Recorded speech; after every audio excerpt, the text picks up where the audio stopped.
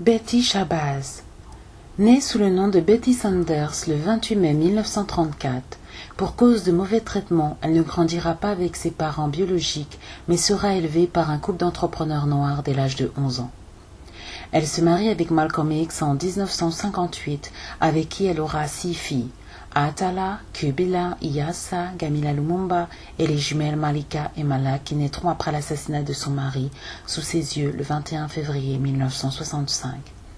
Suite à la mort de Malcolm, l'actrice et militante Ruby Dee et Juanita Poitier se mobilisent pour lever des fonds pour aider Betty à s'acheter une maison et éduquer ses filles. Les royalties de l'autobiographie de son mari ainsi que les discours lui ont permis d'avoir des revenus pour subvenir à ses besoins. À 35 ans, en 1969, elle s'inscrit à l'université de New Jersey dans le but d'obtenir une maîtrise en administration de la santé.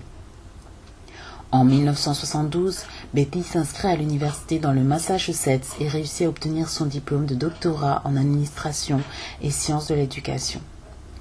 Elle intègre 4 ans plus tard l'université Medgar Evers de New York en tant que professeure de sciences sociales.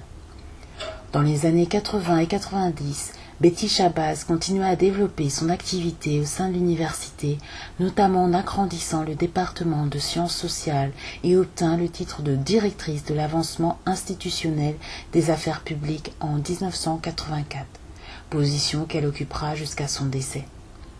Le 1er juin 1997, son petit-fils Malcolm Shabazz, dont elle a la garde, provoque un incendie criminel dans son appartement. Betty Shabazz, hospitalisée, meurt de ses blessures le 23 juin 1997. Pour aller plus loin, je vous conseille 2 ouvrages très intéressants sur Betty Shabazz.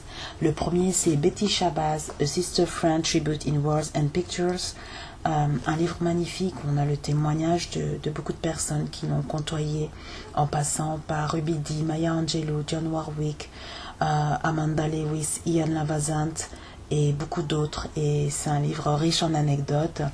Et le second, c'est A Journey of Strength from Wife to Widow to Heroine, Betty Shabazz, Surviving Malcolm X, un livre remarquable que je vous conseille de lire pour découvrir qui était Betty Shabazz.